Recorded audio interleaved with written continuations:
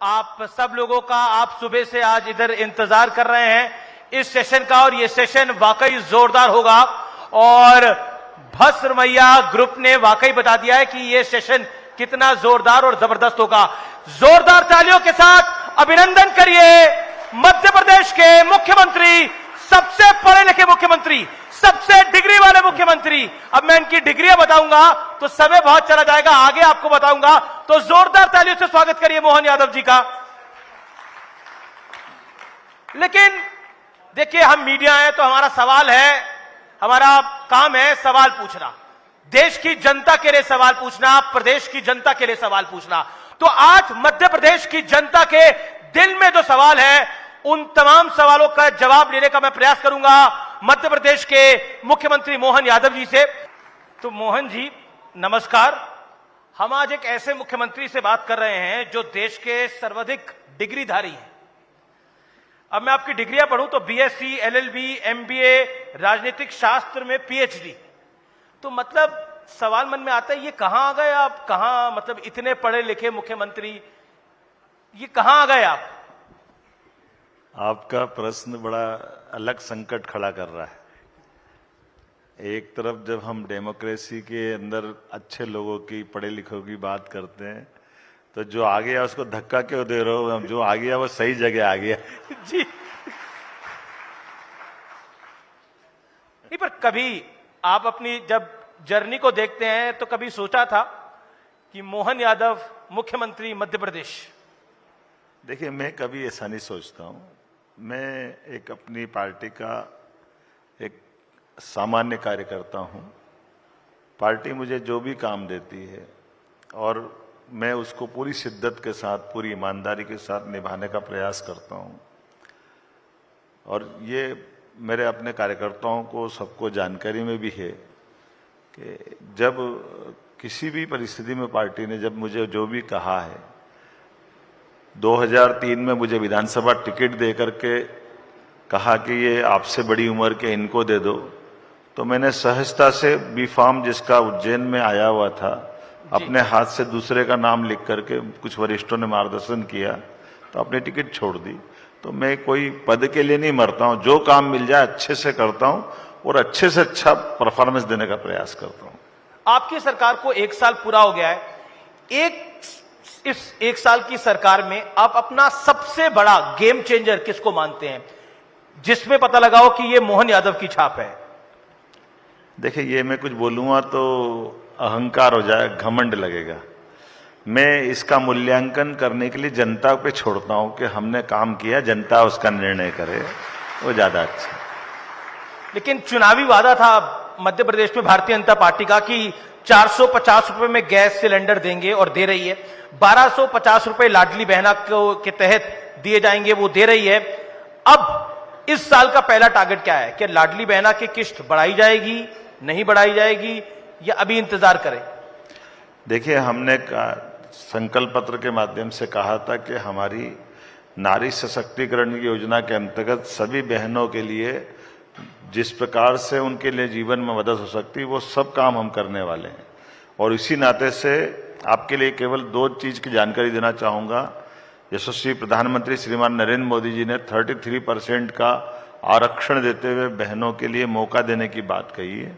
हमने न केवल इस निर्णय को लागू किया, बल्कि अपने राज्य में 2% ज्यादा आरक्षण बढ़ाया बहनों के लिए, 35% आरक्षण देकर के उनके हक को ज्यादा देने का प्रयास किया। उसी प्रकार से चाहे पंजीयन शुल्क हो, चाहे इंडस्ट्री में उनको प्राधान्यता देने का मामला हो, किसी क्षेत्र में कोई कमी नहीं रख रहे हैं। और जो आपने कहा 1250, आप चिंता मत करो, हमारी सरकार के 5 साल के अंदर अंदर हम उसको 3000 तक ले जाके बता देंगे। 3000 रुपये महीना। अच्छा, आपकी मध्य प्रदेश ने एक आदत डाली है, पूरे देश में ये फैल गई है, ये जो लाडकी बहना, लाडला भाऊ महाराष्ट्र में चल रहा है, ये आदत मध्य प्रदेश ने डाली है, अब पूरे देश में फैल गई है। मध्य प्रदेश से महाराष्ट्र में तो बीजेपी को फायदा हुआ, झारखंड में विपक्षियों को फायदा हो गया इसका। देखिए, अब ये मेरे लिए आप थोड़ा धर्म संकट खड़ा कर रहे हैं जी। जब कोई राज्य में जनहितैषी योजना बनती है, कल्याणकारी योजना बनती है, तो वो दलों की सीमा नहीं देखती। वो दिल से निकली आवाज को समझते हैं। और अगर हमारे योजना को आगे करके कोई और दल भी जीतता है तो हमको द्वेष नहीं है। अगर बहनों का भला वो करने का मन में आता है वो करे ना। लेकिन मैं आपको रिकॉर्ड बताता हूं, लंबे समय से, पुराने समय में कांग्रेस ने जब सत्ता संभाली, उन्होंने कहा गरीबी हटा दें। 40 साल 50 साल पहले घोषणा इंदिरा गांधी जी ने कही थी। क्या गरीबी हट गई?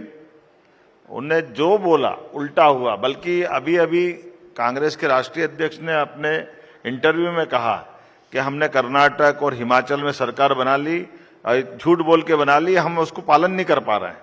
तो हम कभी ऐसा नहीं करने वाले हैं। ये कांग्रेस की आदत है, विपक्षी दलों की आदत है कि झूठ बोल के सरकार बना लेते हैं।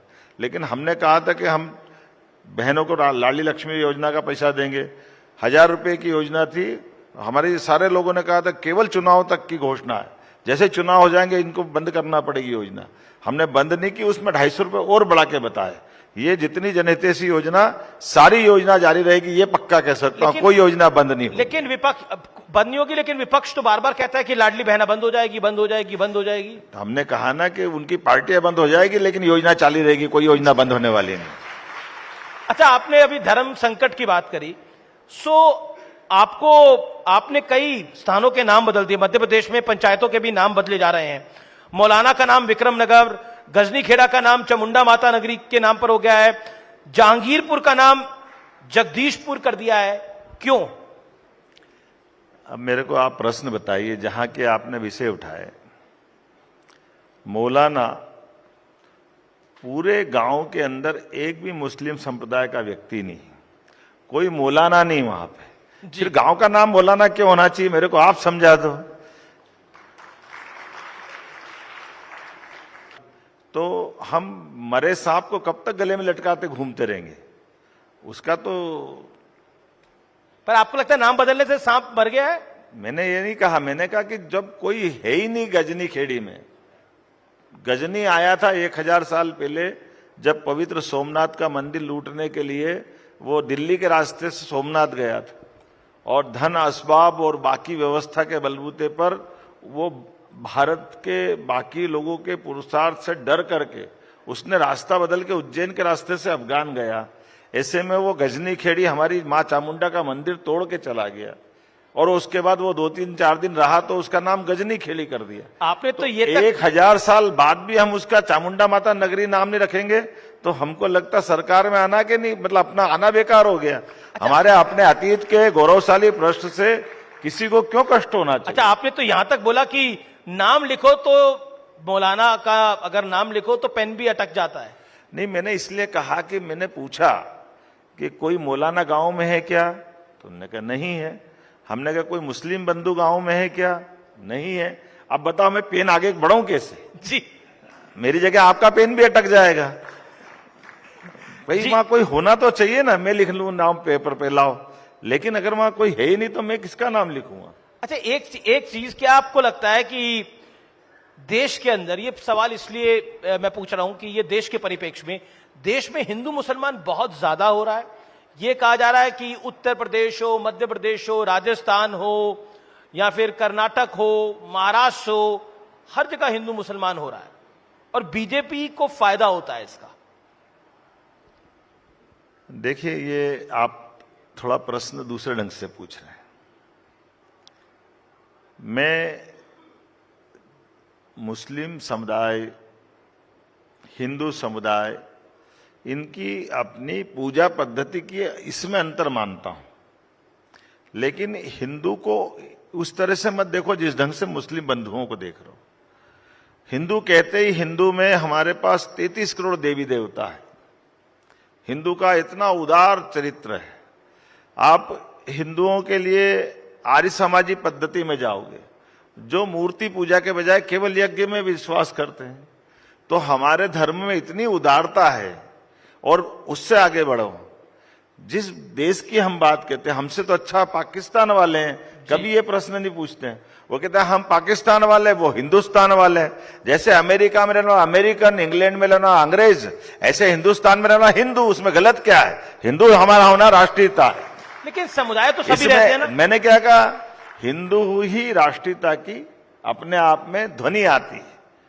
तो स्वाभाविक रूप से ये हिब्रू शब्द का अपभ्रंश होकर के सिंधु की नदी के इधर के पास रहने वाले सभी हिंदू हैं।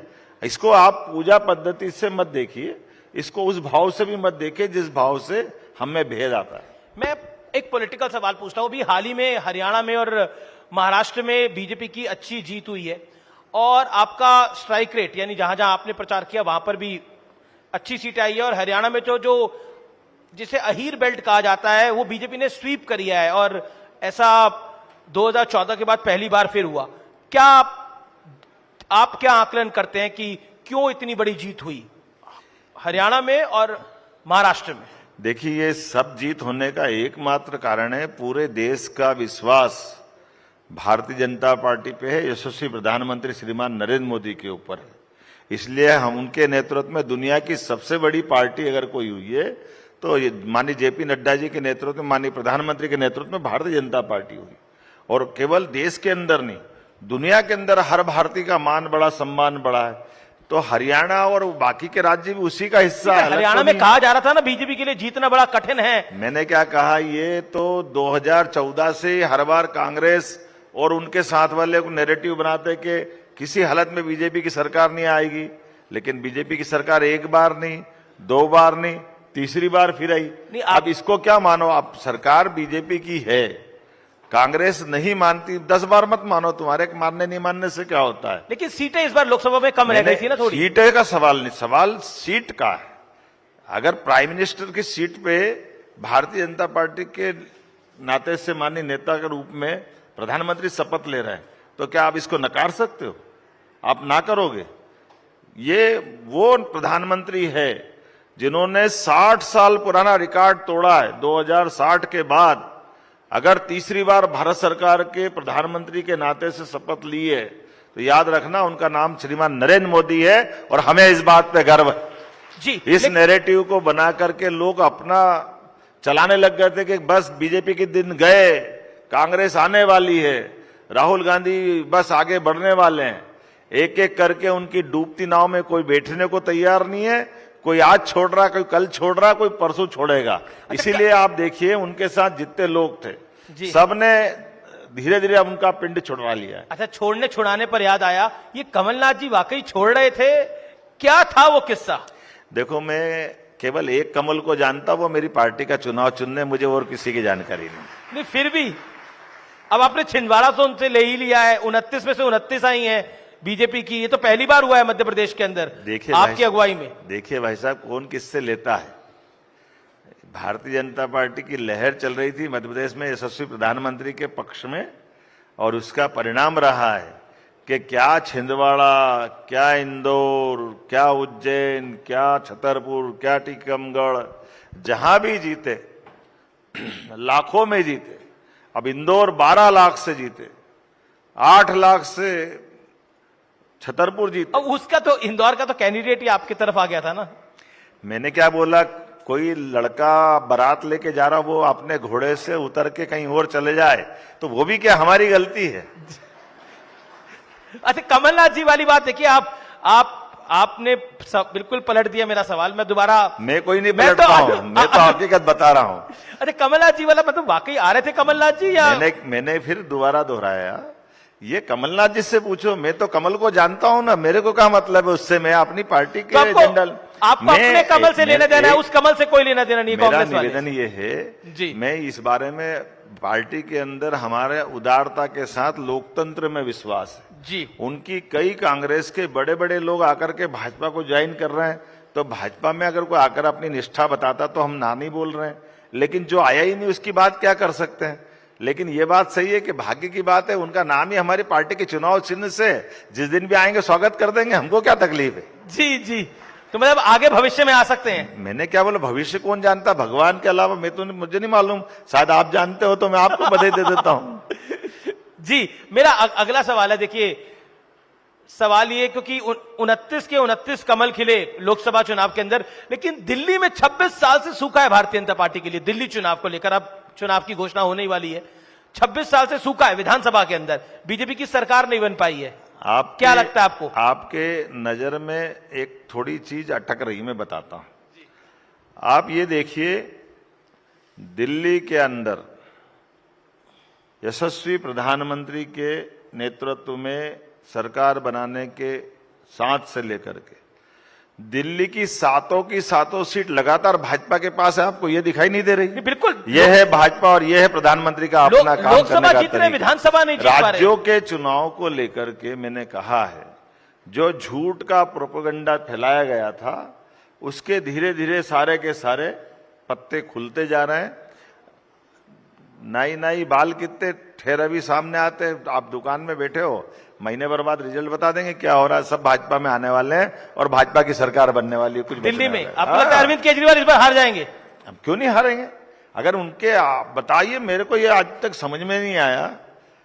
इस देश का दुर्भाग्य है, राज्य के मुख्यमंत्री मतलब राज्य का प्रथम नागरिक, और हम ओथ लेते हैं माननीय, और उनकी तो पार्टी और बड़ी वाली थी जिनने कहा था कि वो करप्शन के खिलाफ रहेगी, लेकिन इतने बड़े आरोप लगने के बाद किस भाव से वो जेल में रहते हुए मुख्यमंत्री रहे, ये उनका सवाल नहीं था। माफ करना, ये दिल्ली के एक एक वोटर का अपमान उनने किया है कि हमने इसलिए नहीं दिया था वोट कि हमारे वोट में जाने वाला जेल काटे और बेशर्मी से इस्तीफा नहीं दे। इसका हिसाब दिल्ली की जनता चुकता करेगी, ये मैं गारंटी ले सकता। पर कहीं संविधान में तो लिखा नहीं हुआ कि आप जेल जाएंगे तो इस्तीफा देना चाहिए। तो संविधान में ये भी नहीं लिखा था कि वो शपथ लेकर के किसी बेशर्मी पे किसी सीमा तक चले जाएंगे। उनके पहले कई सारे नैतिकता के आधार पर कितने उदाहरण भरे पड़े हैं। आप बताइए, हमारी पार्टी के राष्ट्रीय अध्यक्ष माननीय लालकृष्ण आडवाणी जी अभी हैं, केवल लाल डायरी में नाम लिखा था, वो भी पूरा नहीं लिखा था। एल के का अर्थ कुछ भी निकल सकता था, लेकिन उन्हें ऐसी बात पे से अपने सांसद पद से भी इस्तीफा दिया, राष्ट्रीय अध्यक्ष पद से भी इस्तीफा दिया। उन्होंने कहा मुझे नहीं रहना जब तक मैं निर्दोष साबित नहीं हूं। ये उदाहरण उनको दिखना चाहिए था। हमारी पार्टी के एक नहीं 50 उदाहरण ऐसे भरे पड़े, लेकिन न तो वो कांग्रेस के ना बीजेपी के, किसी उदाहरण के बजाय उनने कहा कि ये संविधान की गलियां ढूंढते हुए, ये वही लोग थे जिनने कहा था मैं बंगला नहीं लूंगा, बंगला लिया, मैं गाड़ी नहीं लूंगा, गाड़ी ले ली, मैं अपने घर वालों को किसी को आगे नहीं करूंगा, मालूम पड़ा किसको आगे किया, मैं किसी हालत में करप्शन बर्दाश्त नहीं करूंगा। सबसे बड़ा आरोप क्या लगा है, आज जमानत पे कौन है, मैं जमानत नहीं लूंगा, जमानत लेके क्यों बाहर आ गए, मैं लंबी फेहरिस्त बता सकता हूं। लेकिन मुझे लगता है कि उन पे बोलना भगवान बताए, उनकी आत्मा जाने और वो जाने, अपन अपने राज्य से मतलब अपने क्या लेने देना, जनता अपने आप हिसाब चुकता कर देगी। जी, तो मतलब आप आश्वस्त है दिल्ली में इस बार बीजेपी की सरकार आ गई है, वो भी बहुत सारी घोषणाएं कर रहे हैं। मैंने कहा कि यशस्वी प्रधानमंत्री के नेतृत्व में पूरे देश के अंदर सभी राज्यों में सरकार बन रही है जी, तो दिल्ली में तो आज के दौर में अत्यंत आवश्यक है। जैसे दिल्ली के कल परसों प्रधानमंत्री ने जो शब्द बोला है कि वो चाहते तो अपना भी शीश महल बनाते, लेकिन उनने अपना खुद का मकान नहीं बनवाया। इस देश के अंदर 4 करोड़ गरीबों के मकान बनाए। ये है प्रधानमंत्री नरेंद्र मोदी जी का अपना विजन और ये उनका तरीका। वो 3 करोड़ नए बनाने का संकल्प भी ले लिया। क्या गरीब गांव का, क्या गरीब शहर का, सारे लोगों के जीवन बदलने के लिए अगर काम कर रहे हैं तो दिल्ली अलग थोड़ी है। दिल्ली के लिए तो सबसे ज्यादा प्रेम है। आज दिल्ली के अंदर यमुना साफ नहीं हुई है, पाप किसके माथे? इन्होंने ही गए बार चुनाव में सब कहा था कि बस ये 5 साल कम पड़ गए, अगले 5 साल में दिल्ली की यमुना जी बिल्कुल ऐसा लगेगा कि जैसे वहां हिमालय से निकल रही यमुना जी। वो हिमालय तो छोड़ो, पता नहीं किस तरह की दुनिया में आज भी हैं, लेकिन सिवाय झूठ बोल के सगुबा चलाने का। लेकिन मुझे लगता है कि थोड़ा उन पे बोलना अब ज्यादा पर्याप्त है, इतना कि किसी और राज्य के अब तो वो उस स्थिति में भी नहीं है। हमारे सबके सामने उदाहरण है। जी जी जी, चलिए मेरा अगला सवाल है कि क्योंकि आपने लाडली बहना की बात करी और लाडली बहना को लेकर बहुत सारे सवाल जवाब होते हैं, लेकिन एक डिबेट शुरू हुई है कि हिमाचल प्रदेश में जो इकोनॉमिक क्राइसिस आया है, जो फाइनेंशियल क्राइसिस आया है, ये जो रेवड़ी कल्चर है, ये राज्य की अर्थव्यवस्था को चरमरा देता है। क्या कहना चाहते हैं? डेवलपमेंट को रोक देता है। As a CM what is your thought? देखिए, दोनों बात है। मैं आपसे एक प्रश्न पूछता हूं, आप रक्षाबंधन पे अपनी बहन को आपकी सुविधा के हिसाब से आपको लगता है कि मुझे 1 लाख रुपए रक्षाबंधन में देना, तो आप 1 लाख रुपए देते होगे। कोई गरीब आदमी को 10 रुपए देने की इच्छा होती है तो 10 रुपए देता है। कोई के पास कुछ नहीं तो गुड़ की कोई डली खिला करके उसके साथ अपने संबंध निभा लेता है। ये हमारे देश का कल्चर है कि हम अपने इन सारे व्यवहार में, आपस के संबंधों में हमारे उस भाव को निर्भर करें जिस प्रकार की आपकी वित्तीय क्षमता है। ऐसे में नारी सशक्तिकरण को लेकर के अगर हम अपनी बहनों को कुछ मदद करके उनके जीवन में खड़े होते हैं तो ये आप मान के चलिएगा, हमारे पुरुष आधारित समाज में अभी ये थोड़ी कमजोरी है।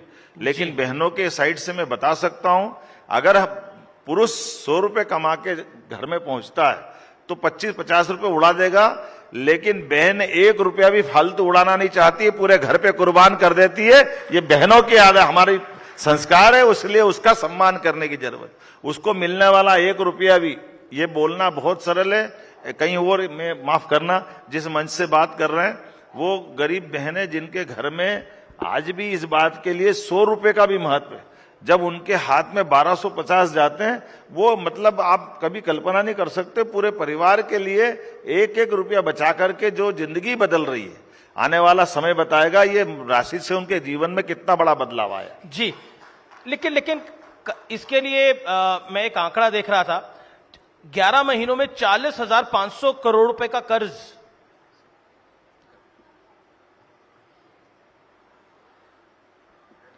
बोलिए। मैं एक आंकड़ा बोल रहा था कि ये विपक्ष का आरोप है कि 11 महीनों में 40,500 रुपए का कर्ज आपकी सरकार ले चुकी है। आपने ये देखा नहीं कि हमने खर्च कितना किया है? 11 महीने के अंदर जी हमारे द्वारा 3.25 लाख करोड़ का खर्च विकास के लिए किया गया। ये आंकड़ा भी याद रखना पड़ेगा। तो आप बताइए, आपका मकान बनाने के लिए आप बैंक से कोई लोन लेते हैं जी, तो बैंक से लोन लेने के लिए बैंक आपके, मालूम पड़ा कि आप 50 लाख का मकान बना रहे हैं, तो बैंक आपको किसी हालत में 30 लाख से ज्यादा मंजूर नहीं करेगा। 20 लाख तो आपको मिलाने पड़ेंगे।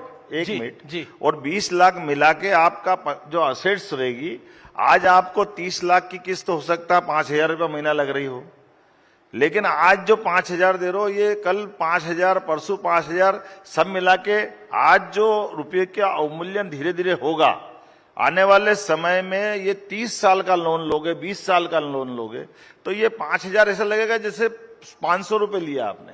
तो हमारे राज्य को अगर आगे बढ़ाना है तो आगे बढ़ाने के लिए हमको अपनी वित्तीय व्यवस्था में हमको इनकम टैक्स की दृष्टि से भी कुछ कर्ज भी लेना पड़ेगा, लेकिन अपने वित्तीय संसाधनों के बलबूते पर जो गाइडलाइन है भारत सरकार की जी, उस गाइडलाइन के अंदर भी रहना पड़ेगा। इसके प्रमाण कैसे हैं? इसके प्रमाण है कि एक बार भी भारत सरकार, माफ करना, मोदी जी का शासन इतना सुशासन के लिए जाना जाता है, अगर उस सेंसेक्स को कोई भी पार करता है, चाहे किसी भी दल का सरकार, हमारी दल की सरकार हो, तब भी वो बर्दाश्त नहीं करते। किसी भी हालत में उसके अंदर रखना और उससे आगे बढ़कर एक भी बार परेशान हो रही है एक भी कोई योजना को हमने फाइनेंशियल क्राइसिस के आधार पर बंद नहीं किया, सारी योजना चलाई। दूसरा, हमारे द्वारा किसी भी योजना के लिए कभी बैंक में ओवरड्राफ्ट की नौबत नहीं आई। हमारे पास हमेशा सरप्लस फंड है। इसका मतलब है हम सुशासन की तरफ बढ़ रहे हैं और हमारे अपने भविष्य के लिए इससे आगे नहीं बढ़ेंगे तो क्या बढ़ेंगे? परेशान है कि कर्ज वापस कैसे होगा? कांग्रेस परेशान है कि कर्ज वापस कैसे होगा? कांग्रेस ने हमेशा कर्ज डुबाने का धंधा करा, तो ये उनसे पूछो, वो उनके अपने जैसे तरीके थे। कांग्रेस ने कभी इस तरह से राज्य किए ही नहीं है। आपका अंदाज लगा, आपको एक आंकड़ा देता हूं। जी। कांग्रेस के जमाने में पूरे राज्य का जब 2 ही साल हुए थे, छत्तीसगढ़ अलग गए को, कांग्रेस का कुल बजट 20,000 करोड़ का था। आज हमने 3.5 लाख करोड़ का बजट मेरी सरकार में हुआ। तो आप बताओ ये कितना अंतर आ गया। कहां 1956 से लगा करके 2003 तक 20,000 करोड़, और कहां हमारे 2003-4 से लगा करके 2023-24 तक जी 3.5 लाख करोड़। और इसका आंकड़ा दूसरे ढंग से बताता हूं, हमारे पास 2003-4 तक इस राज्य के अंदर कुल 5 मेडिकल कॉलेज थे, लेकिन आज की स्थिति में जब हमारी सरकार बनी तो 13 प्राइवेट और 17 गवर्नमेंट के, आज 30 मेडिकल कॉलेज हमारे अपने राज्य में संचालित हो रहे हैं। हमारे बच्चों के भविष्य के लिए हमको यह संकल्प नहीं लेना पड़ेगा, और अभी 2 साल के अंदर हम 25 मेडिकल कॉलेज फिर चालू करने वाले हैं। ये हमारी सरकार है, ये हमको अपने आगे बढ़ने का तरीका। जी, मेरा अगला सवाल है कि मध्य प्रदेश के धार में भोजशाला है और वहां एएसआई सर्वे का आदेश हुआ है। मकसद यह पता लगाना था कि वहां पर मंदिर है या फिर मस्जिद। इस विवाद को आप क्या कहेंगे, जो ये भोजशाला का विवाद चल रहा है? देखिए, फिर मैं इसमें मेरी मर्यादा है, जो कोर्ट में विचाराधीन है, संवैधानिक प्रमुख होने के नाते से मैं उस पर कोई टिप्पणी करूंगा, ये मेरे मर्यादा के खिलाफ रहेगा। लेकिन इतनी जरूर बात बोल सकता हूं, ये हमारे देश की विशेषता है। जुडिशरी सिस्टम पे हमारे सब नागरिकों को पूरी स्वतंत्रता है।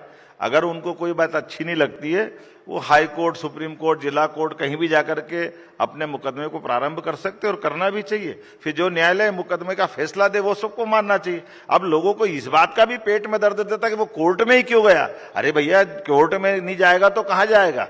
वो अपने हथियार लेके सड़क पे थोड़ी आएगा। तो कोर्ट पे तो भरोसा करो।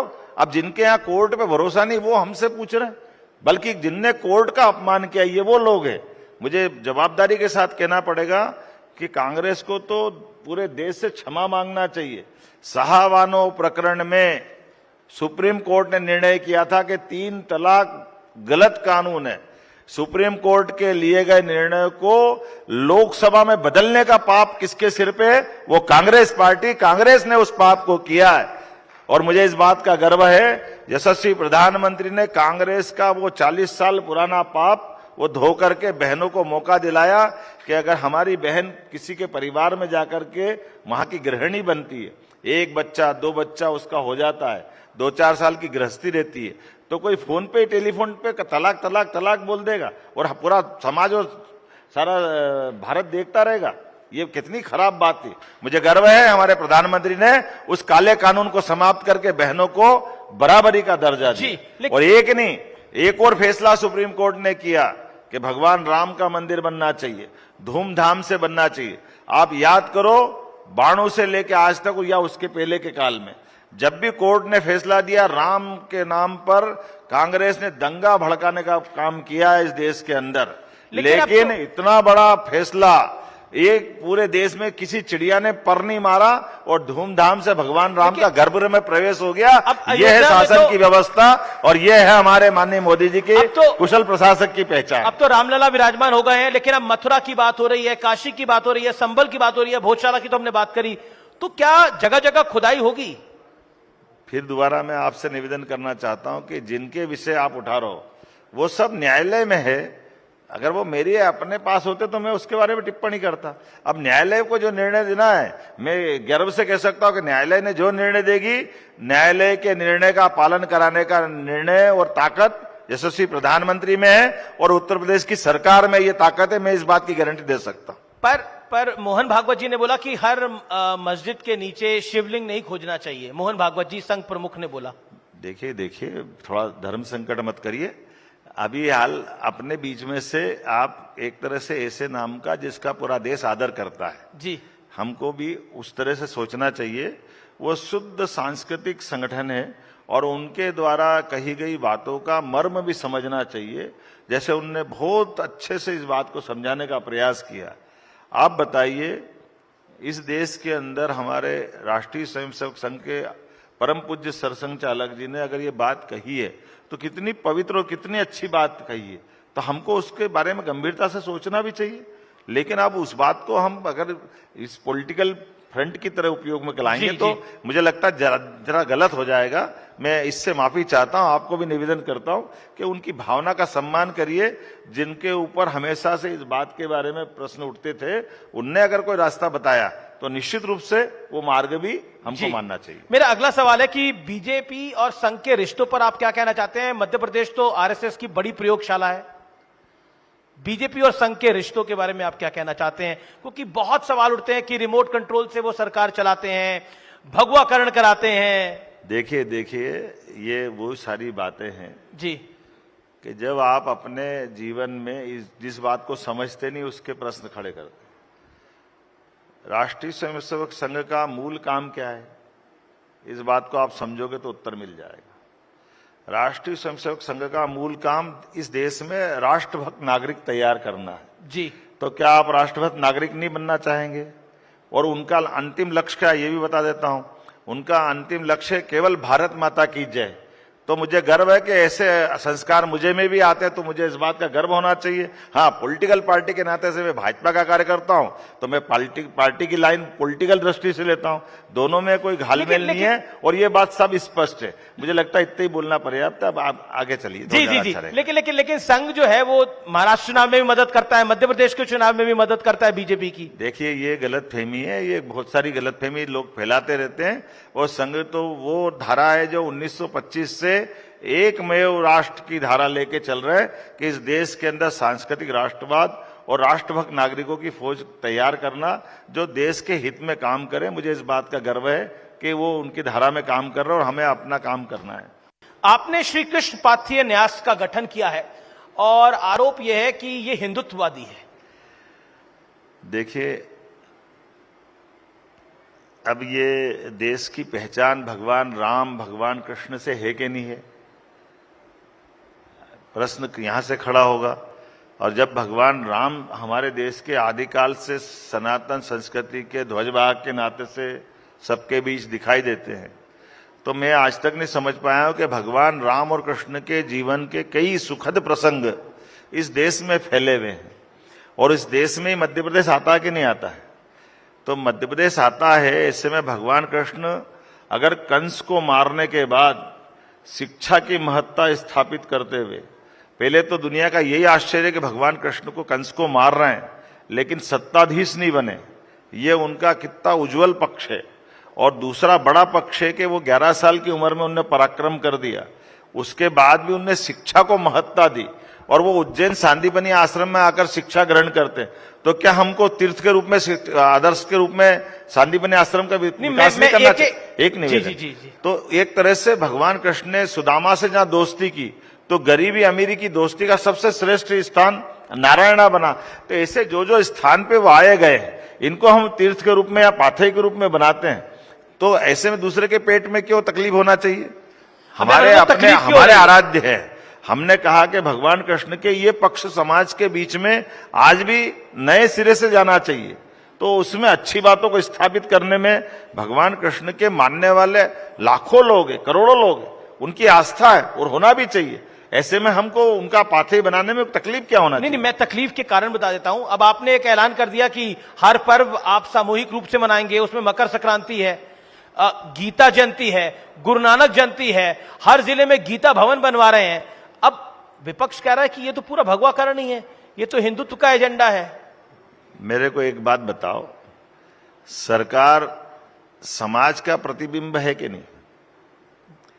तो समाज मनाता गीता जयंती, समाज मनाता मकर संक्रांति, समाज मनाता जन्माष्टमी, तो सरकार अलग क्यों खड़ी रहेगी? सरकार क्यों नहीं मनाएगी? कोई इस बात में रोकेगा तो हम तो 10 बार मनाएंगे, वो उनको पेट में दुखेगा तो 10 बार दुखे, इससे चंदा।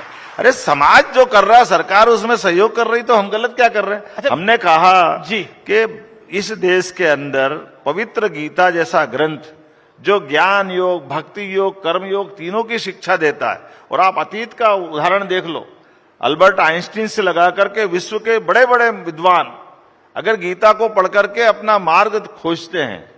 ओपनहाइजर जिनने परमाणु बम बनाया, जिसके मन में इस बात की पीड़ा थी कि मेरे परमाणु बम बनने के बाद कई लोग मेरे हाथ से मर गए, तो उसको कोई मार्ग नहीं मिला।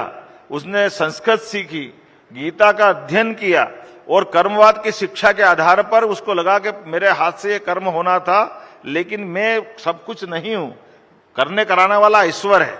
तो अगर वो अपने मार्ग में कहीं इस बात का लाभ लेता है, तो ऐसे में मैं गीता की बात पूरे दुनिया में करता हूं, तो गलत क्या है? ऐसे में गीता आप कभी गूगल खोल के देख लेना। मुझे गर्व है, दुनिया में सबसे ज्यादा गूगल सर्च इंजन पे पढ़ी जाने वाली पुस्तक गीता है, और इसलिए हमें इस बात का गर्व है। 40 साल बाद ये डंप हो रहा है और कोर्ट के आदेश के बाद ये डंप हुआ, लेकिन इस पर पॉलिटिकल विवाद विपक्ष ने बनाने का प्रयास किया। क्या कहना चाहते हैं आप? ये सब अतीत के कांग्रेस के ऐसे पाप है कि उनके, सरल भाषा में बोलना तो नहीं चाहिए, लेकिन उनके बाप दादाओं ने बोए बीज थे जो हम सब भुगत रहे हैं। ये एक बड़ी दुर्भाग्य की बात है। कांग्रेस के शासनकाल में यूनियन कार्बाइड को लाइसेंस दिया गया था। कांग्रेस के शासनकाल में निर्बाध गति से शहर के बीच वो चलता रहा। लापरवाही से चलने के बाद गैस रिसी तो लाखों लोग मारे गए। उन्होंने, कांग्रेस ने कुछ नहीं किया, बल्कि जो फैक्ट्री चला रहा था उसको भगाने का और मौका दे दिया। 20 साल तक वो घटना के बाद भी उसका 20 साल में कितना दुष्परिणाम हुआ होगा, कितना वो विषाक्त है, जो आज हमको समझा रहे हैं कि वो ये हो जाएगा वो हो जाएगा। ये उस समय कहां गए थे? अपने अतीत के पुरखों को भी माफी मांगना चाहिए कांग्रेस वालों। लेकिन कांग्रेस कह रही है अभी, मेरा निवेदन तो सुनो जी। 25 साल बाद ये आपने अभी आज की स्थिति में भी 10 साल पहले 2013-14 में, 2013-14 के पहले 2010 में कांग्रेस के ही प्रधानमंत्री मनमोहन सिंह जी की सरकार में पर्यावरण मंत्री जयराम रमेश ने यह निर्णय किया कि इसको पीथमपुर पहुंचाना चाहिए, और उनके ही मंत्रिमंडल ने रिकमेंड किया कि हाँ इसको जला दो। तो हमने तो उस निर्णय के आधार पर बढ़ते हुए कोर्ट में सारे निर्णयों के परिप्रेक्ष्य में अगर इस चीज में हाथ डाल करके सबको निजात दिलाने का प्रयास किया, तो अगर इसको वो गलत कह रहे तो ये जनता उनसे जवाब मांगेगी ये पाप किसका था और आज तक ये पड़ा क्यों रिया है। तो आज, और माननीय न्यायालय इसका गवाह है, आज मुझे धन्यवाद है उच्च न्यायालय का, जिन्होंने इस बात के लिए माना कि हाँ आपने अपनी तरफ से जो हमने आदेश दिया उसका आंशिक पालन कर लिया है। लेकिन 6 सप्ताह का समय दिया और उन्होंने कहा कि पूरे प्रदेश के अंदर किसी को भी कहना हो तो 6 हफ्ते के अंदर कह दे कि इसका निस्वारण कैसे करना है, और साथ ही साथ जो भ्रम फैलाएगा वो कोई भी हो उसके लिए भी कोर्ट ने डायरेक्शन दिया है कि वो कोर्ट के संज्ञान में रहेगा। माफ करना, वो मीडिया हो या कोई भी हो, कोर्ट उससे भी निपटने में सक्षम रहेगी। मुझे गर्व है कि कोर्ट ये फैसला दे रही है और हमारे अभी तक के स्टेप को उन्होंने सही माना है। कुंभ को लेकर एक विवाद भी खड़ा हो गया है, वक्फ पर आपकी राय क्या है? क्योंकि अब तो प्रयागराज के महाकुंभ की जमीन पर भी वक्फ ने अपना दावा ठोक दिया, कहा है ये वक्फ की जमीन है जहां पे कुंभ हो रहा है, महाकुंभ हो रहा है। मैं तो इतना ही जानता हूं, इस देश की बहुसंख्यक समुदाय के, अल्पसंख्यक समुदाय के हजारों साल के हमारे संबंध है, और अगर किसी को कुछ बात लगती तो न्यायालय सबके लिए है। हर बात को पॉलिटिकल दृष्टि से कांग्रेस के लोग अगर मैदान में ला रहे हैं तो कांग्रेस की बुरी स्थिति इसलिए होगी, केवल एक ही वर्ग के वोट वो चाहती, दूसरे वर्गों को कब तक नीचा दिखाएगी। ये कांग्रेस हिंदुओं को कब तक नीचा दिखाएगी? कांग्रेस अगर करेगी तो कांग्रेस को कीमत चुकाना पड़ेगी, मैं गारंटी ले सकता हूं। जी, लेकिन संतों का एक बड़ा वर्ग है, वो कहता है कि कुंभ में जो नॉन हिंदू हैं उनकी एंट्री क्यों होनी चाहिए, और खासतौर पर मुसलमानों की एंट्री को लेकर उन्होंने बयान दिया है। क्या कहना चाहते हैं आप? देखिए साहब, मैं तो एक ही बात जानता हूं, हमारे सोचने का अंत जहां होता है वहां से आगे संत दिखाई देते हैं। वो तो सबके श्रेष्ठता की बात करते, तो हमने जैसे सूर्य की ऊर्जा पे कभी हमारा कोई प्रतिबंध नहीं हो सकता है, इसलिए संत समाज की श्रेष्ठता के, उनके विचार प्रवाह की और हमारे यहाँ के विचारों की अभिव्यक्ति का परिणाम ही ये है। तो संत समाज के विचारों को लेकर के हमको उनके बारे में तो कुछ कहने का सवाल ही नहीं उठता, लेकिन उनकी अच्छी बातों को आत्मसात करने का मौका मिले जरूर करिए। लेकिन हमारा इस देश में एकमात्र दुनिया का देश है जहां पर ऋषि चारवाक भी हुए, जिनने कहा विचारों की अभिव्यक्ति ऐसी है कि एक तरफ अपने यहाँ कहा गया कि कोई कर्जा लेके जिंदगी में मरना नहीं चाहिए, लेकिन हमारे चारवाक ऋषि ने एक पंथ बनाया था। उनका कहना था कि जो भी करना हो इस जन्म में कर लो, पैसा नहीं तो कर्जा लेके घी पी लो, जो होना हो जाएगा, कल का किसने देखा। ये सब प्रकार के विचारों को लेकर चलने वाली धरती है, इसलिए हमारे यहाँ इस बात पे कोई प्रतिबंध नहीं है कि आप जो सोचोगे एक जैसे ही सोचोगे, एक जैसी बात करोगे, एक जैसा जीवन जियोगे, एक ही देवता को मानोगे, एक ही धार्मिक किताब पढ़ोगे, ये प्रतिबंध हमारे यहाँ नहीं है। माफ करना, हमारे यहाँ तो सबका स्वागत है, सब प्रकार की दुनिया में जीने की आदत है। लेकिन एक सवाल ये प्रदेश की जनता की तरफ से, मध्य प्रदेश में सरकारी अधिकारियों की के पास अकूत संपत्ति की बार बार बात आती है सामने। मैं ये सवाल इसलिए पूछ रहा हूं, सौरभ शर्मा का भी इंसिडेंट हुआ, और देखिए हमारी सरकार है और यशस्वी प्रधानमंत्री नरेंद्र मोदी जी की सरकार है, कहीं भी किसी प्रकार की कहीं भी ऐसी अनियमितता पाई जाएगी, हमारी सरकार बेखौफ साफ साफ कार्रवाई करती जाएगी। वो कितना ही बड़ा आदमी हो, हम छोड़ने वाले नहीं है, किसी को नहीं छोड़ने वाले। तो सौरभ शर्मा और मैं किसी के पर्टिकुलर किसी में आने के बजाय एक शब्द में बताना चाहूंगा कि मैं अपनी सरकार के गठन के बाद ऐसी किसी भी गतिविधि को हमने पसंद नहीं किया है, और हम लगातार हर एक गड़बड़ी पे निगाह रखते हुए उसका समाधान भी खोज रहे हैं। आप ध्यान दीजिएगा, हमने सबसे पहले आरटीओ के टोल बैरियर खत्म किए थे, जहां पे बड़े पैमाने पे आरोप लगते थे, और इसी प्रकार से टोल बैरियर के बाद में भी जो जो लगेगा हम लगातार कार्रवाई करते जाएंगे। बिन्नू रानी सवाल पूछना चाहती है। सुधीर माइक। अच्छा, बिन्नू रानी भी है क्या? जी जी जी। देखना बेटा। मुख्यमंत्री जी राम राम पहुंच जाए। राम राम। हमें चीनो के नहीं चीनो। अरे तुम इधर आ जाओ, चीनो। तो आजा आजा। ये हमारी छोटी बेटी है, बड़ी होशियार है और बहुत जबरदस्त इसकी फॉलोइंग है। वाह। हमें चीनो है कि नहीं चीनो? बेटा थोड़ा मेरे को हिंदी में बता देना, चीनो मतलब पहचाना, यही ना? हमें पहचाना आप? हाँ, पहचान ले। आप बिल्कुल बुंदेलखंडी नहीं आओ। अरे बेटा मैं बुंदेलखंड में जाता हूँ, धीरे धीरे सीख जाऊंगा, अभी थोड़ा बच्चा हूँ। अच्छा, मुख्यमंत्री जी मैं आप कीजिए पैसा, आप बहनों ने पैसा दे 1200 योजना बहुत सारी लगी। कैसे पहले सब जने चटनी रोटी खाते हैं मम्मी, अरे अब रोज अच्छी अच्छी सब्जी बन के खाती हैं। देखो ये बेटी जवाब दे रही है। ये जवाब तो अच्छा काम कर रहा है। जो ये बात, वो केन बेतवा नदी पे नहीं बोलोगी? हैं? केन बेतवा नदी का आपका लाभ मिलेगा, खेती अच्छी हो जाएगी, वो नहीं बता रही? हाँ, केन बेतवा लिंक परियोजना को शुभारंभ कर आते अपने प्रधानमंत्री जी खजरा में, आप तो खुद आए थे। देखे, जोरदार धन्यवाद। और आप सटाई आए थे ना? हाँ, हाँ। हमने आप देखो तो गाड़ी में बैठे थे। अच्छा। हाँ। हम भीड़ में देख नहीं पाए बेटा, माफ करना है। हाँ, हमने कहीं हमें ठंगारी हो जाएगा गेल में, हम की ठंगारा नहीं होना। आपसे फिर से मौका मिलो, हमें आपसे मिलने को हमें बहुत अच्छा लगा। हमें कहा तो पता ही ना तो आप फिर से हमें मिल जाओ इतने अच्छे से। जी जी। ये बेटी हमारी बहुत बिंदास बोलती है, बहुत अच्छे से बोलती है, और मुझे भी अच्छा लगा बेटा तुमसे मिलकर के, बहुत हमने अच्छा कहा तो मुख्यमंत्री जी भूल गए हुए, हमें ना पहचाना। अरे कभी भूल सकते बेटा, बिन्नू रानी को कभी आपको तो न्यूज 18 के माध्यम से इस समय पूरा देश देख रहा है। बहुत बहुत शुक्रिया आपका यहाँ आने के लिए। धन्यवाद आपको भी मुख्यमंत्री जी, आपको ही बहुत ज्यादा धन्यवाद। बहुत धन्यवाद, बहुत धन्यवाद बेटा, बहुत अच्छा है, बहुत अच्छा। पढ़ो लिखो, आगे बढ़ो, और हमारी बेटियां आगे बढ़ेगी, हमारा प्रदेश आगे बढ़ा है, मोदी जी के नेतृत्व में देश जोरदार जोरदार तालियां, जोरदार तालियां। मुख्यमंत्री जी, आखिरी सवाल है और उसके बाद 3 फोटो आपको दिखाऊंगा। ये बिल्कुल जो मध्य प्रदेश है, ये कहीं ना कहीं मध्य प्रदेश जो है वो एक मंच बनता जा रहा है। खास तौर पर सिनेमा जो है वहां पर बहुत शूट होते हैं, सिनेमा और वेब सीरीज बहुत शूट होते हैं। मेरे पास एक लिस्ट है, PS1, PS2, स्त्री 2, लापता लेडीज, आरक्षण, पंचायत वेब सीरीज। ऐसा मैग्नेट है मध्य प्रदेश के अंदर कि फिल्में बहुत शूट हो रही हैं। तो फिल्म की शूटिंग ज्यादा हो, उसके लिए क्या करेंगे अब आप? देखिए, हमने अपने राज्य की पहचान देश दुनिया में बनाने के लिए, और परमात्मा की दया है कि प्राकृतिक रूप से मध्य प्रदेश बहुत समृद्ध राज्य है। यहाँ वन के भी बड़े अच्छे क्षेत्र हैं, नेचुरल सभी प्रकार की चीजें हैं।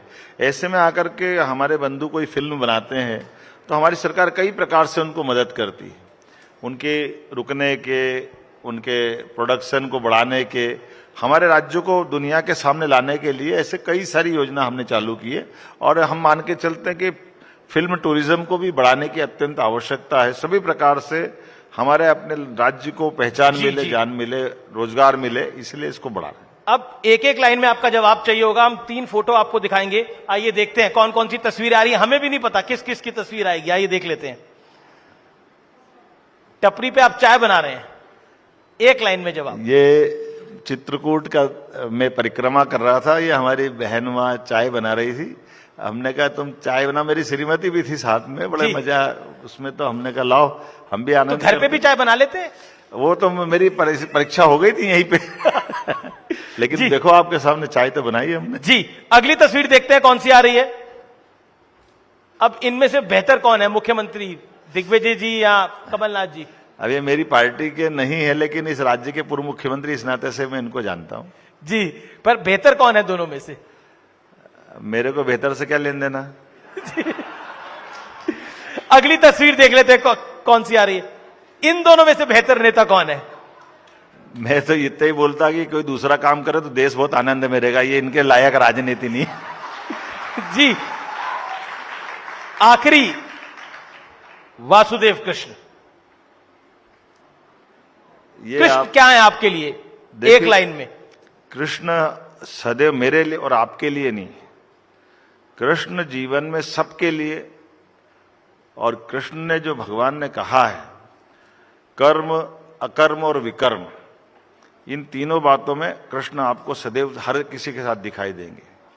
कर्म अर्थात जीवन में जो भी सांस लेना, खाना पीना, सोना, ये सब कर्म है।